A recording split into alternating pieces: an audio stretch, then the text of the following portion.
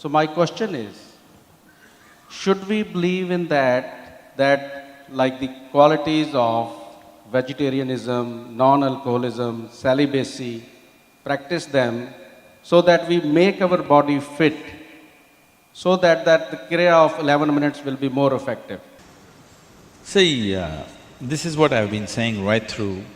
Why even eating is a moral value. Food is about the body.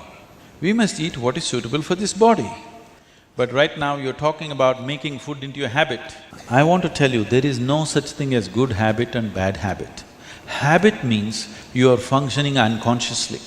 If you're functioning unconsciously, that's a bad thing because the whole thing about being human is we are capable of doing things consciously.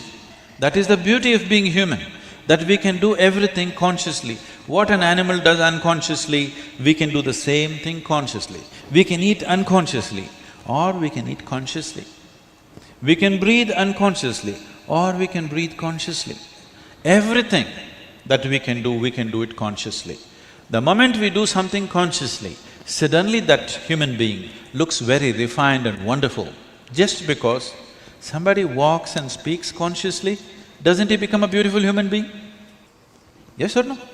That's all. So why is it that we are trying to develop habits as if there's a good thing? Habit means fixed realities, where you don't have to think.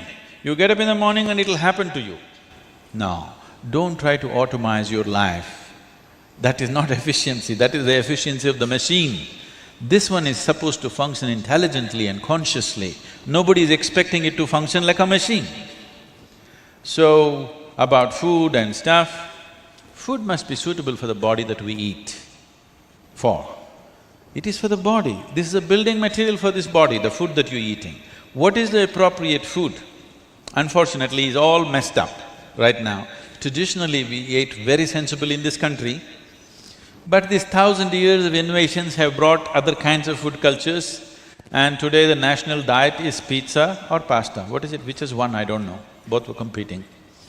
So, we are losing our sense about food. It's definitely time to look at what is the most suitable thing. If I go into that food, it's a very long process, but you must experiment with food, not just by the tongue, but by the body. You eat something today and see, just learn to observe how agile and how active your body feels after eating this food.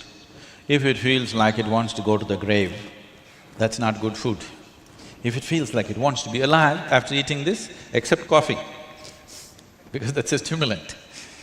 If you eat food and your body feels very agile and alive, that means it's good food, body is liking it. If you eat something, it feels dull, that means it's not liking it, it's having difficulty with it, that's why it feels dull. So just on this basis, there's a much… this is a very simplistic way of putting it.